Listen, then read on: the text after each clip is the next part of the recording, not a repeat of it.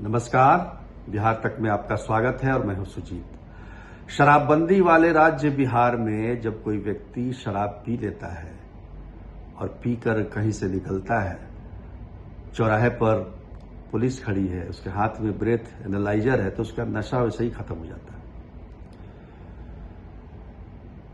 वो रास्ता बदलने की सोचने लगता है।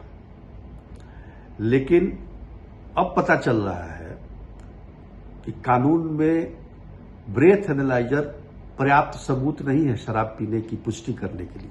अब बताइए, 2016 में शराबबंदी हुई बिहार में, अप्रैल में, 2016 के अप्रैल में। तब से कितने साल हो गए? 8 साल से भी ज्यादा हो गए। और जो शराब पीने वाले लोग हैं, शराबी जिसको कहा जाता है, वो पिछले 8 सालों से, 8.5 सालों से लगातार इस मशीन को देख के डर रहे थे। और डर क्या रहे थे? इसमें पकड़े जाने पर जेल जा रहे थे।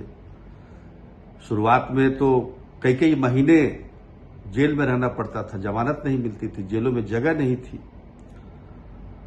और आज ये पता चल रहा है कि ये तो है ही नहीं, ये तो पर्याप्त सबूत ही नहीं है ये पर्याप्त। अब सोचिए कि जो लोग ब्रेथ एनालाइजर की वजह से जेल गए, उनके दिल पर क्या गुजर रही होगी।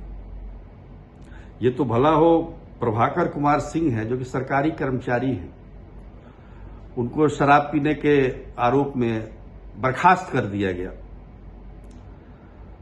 अब नौकरी जाना तो बड़ी चीज हो गई। जेल जाना तो चलिए कुछ दिनों की बात है, लेकिन नौकरी चली जाए तो उन्होंने लड़ाई लड़ी, पटना हाई कोर्ट में आए अपने बर्खास्तगी के खिलाफ और कहा कि फरवरी 2018 में वो पकड़े गए थे। तो उन्होंने कहा कि फरवरी के महीने में उनको सर्दी जुकाम हुआ था और उन्होंने कफ सिरप पिया था। तो कफ सिरप में भी तो थोड़ी बहुत मात्रा अल्कोहल की होती है। और देखिए, उसी आधार पर हमको जो है पकड़ लिया गया, जेल भी गए और नौकरी भी गई उनकी। हाई कोर्ट ने तब फैसला दिया कि ब्रेथ एनालाइजर जो है, ये महत्वपूर्ण फैसला है। ब्रेथ एनालाइजर पर्याप्त सबूत नहीं है शराब पीने की पुष्टि करने के लिए। ठीक है, आप एक उसके तौर पर आप इस्तेमाल कर सकते हैं, लेकिन इससे पुष्टि नहीं होती है कि आपने शराब पी है। अब प्रभाकर कुमार सिंह अगर सरकारी कर्मचारी नहीं होते, उनकी नौकरी नहीं जाती, तो ये बात सामने नहीं आती, किसी को पता नहीं चलता। वो तो सब मान के चल रहे थे कि ब्रेथ एनालाइजर ही कानून है। उसने अगर बता दिया कि शराब आपने पी है तो पी है। बहुत सारे ऐसे मामले आए सामने जिसमें कहा गया कि हमें झूठा फंसाया गया है। और ब्रेथ एनालाइजर तो एक हथियार भी बन गया, उसको दिखाकर वसूली भी की जाती रही है बल्कि। तो ये जो बातें हैं, कानूनी रूप से आप समझिए कि कितना बड़ा, मतलब ठीक है, आपने एक डराने धमकाने के लिए आपने एक मशीन का इस्तेमाल किया और उसमें भी खबर बीच में ये भी आ रही थी कि ब्रेथ एनालाइजर और फोटो भी खींचेगा।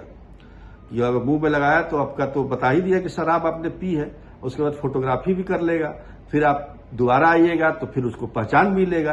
तो बहुत सारी तरीके की खबरें चलती रही। आजकल नहीं चल रही है। आजकल शराब को लेकर खबरें एकदम बंद हैं।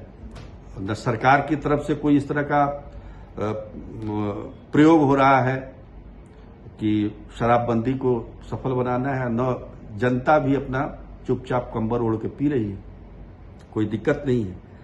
लेकिन सबसे बड़ी बात क्या है कि शराबबंदी लागू है बिहार में और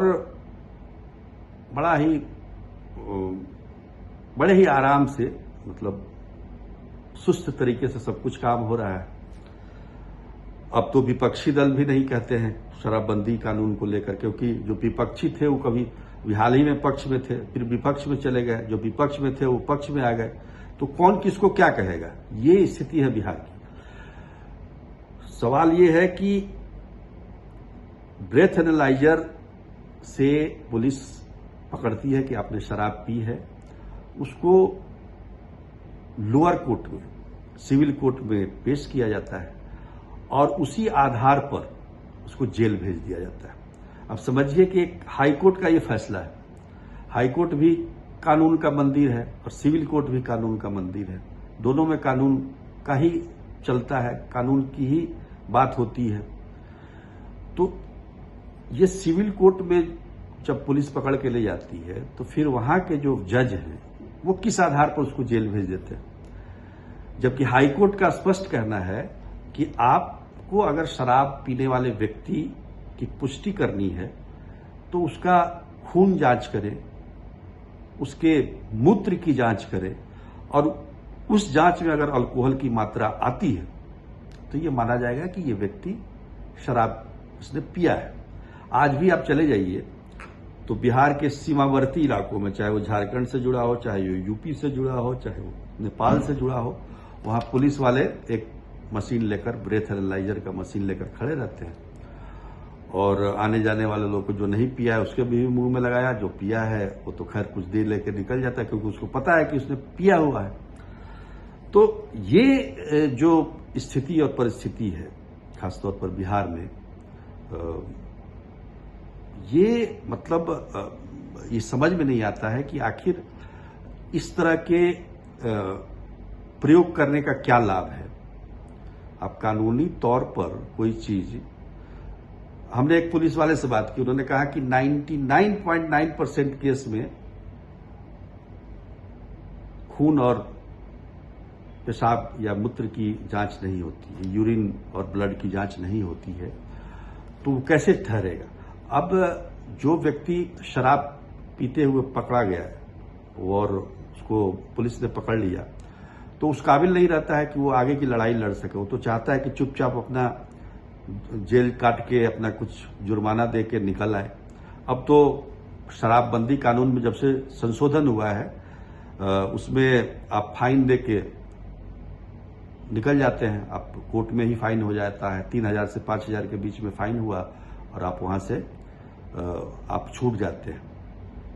इसे सरकार को राजस्व भी मिल रहा है काफी मात्रा में। पर शराबबंदी कानून में कई तरह के इस तरह के होल जो हैं, जो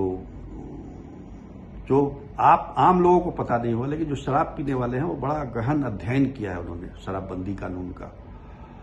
और मुझे एक वाकया एक पुलिसकर्मी ने ही बताया, पुलिस अधिकारी ने बताया कि वो व्यक्ति शराब पी रहा था तो उसको पकड़ा गया तो उसने तुरंत पूरी बोतल शराब जो है वो घटक गया पुलिस के सामने।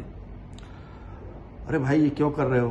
बोला कि शराब पीने के बाद अगर हम पकड़े गए तो उसमें जो है वो लगेगा बिहार मद्य निषेध एवं उत्पाद अधिनियम के अंतर्गत जो धारा 37 है वो लगेगा और उसमें व्यक्ति को जमानत मिल जाती है।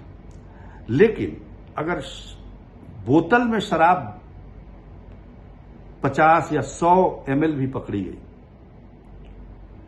तो उस व्यक्ति को शराब माफिया के तौर पर देखा जाता है, शराब बेचने वाला, शराब सप्लाई करने वाले के तौर पर देखा जाता है और उसकी जमानत तत्काल नहीं होती है। तो ये कानून में जो स्थिति है, जो धारा 30A जो बिहार मद्य निषेध एवं उत्पाद अधिनियम का 30A धारा जो है उसमें यह है कि अगर आप बोतल के साथ पकड़े जाते हैं और उसमें शराब अगर 50-100 ml भी है तो फिर आपको जमानत मिलनी मुश्किल हो जाएगी। तो कुल मिलाकर ये देखा जाए कि भाई ब्रेथ एनालाइजर से कितने लोग जेल गए, लाखों लोग जेल गए हैं। हालांकि अब जेल जाने की संख्या कम हो गई है क्योंकि नया जो संशोधन हुआ है उसमें आप फाइन देकर छूट जाते हैं।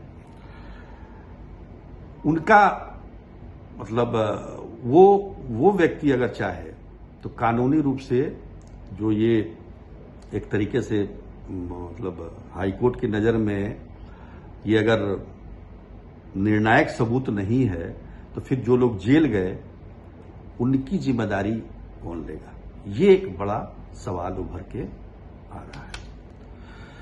इस पर सोचिए आप लोग भी। आज के लिए बस इतना ही, तब तक के लिए नमस्कार।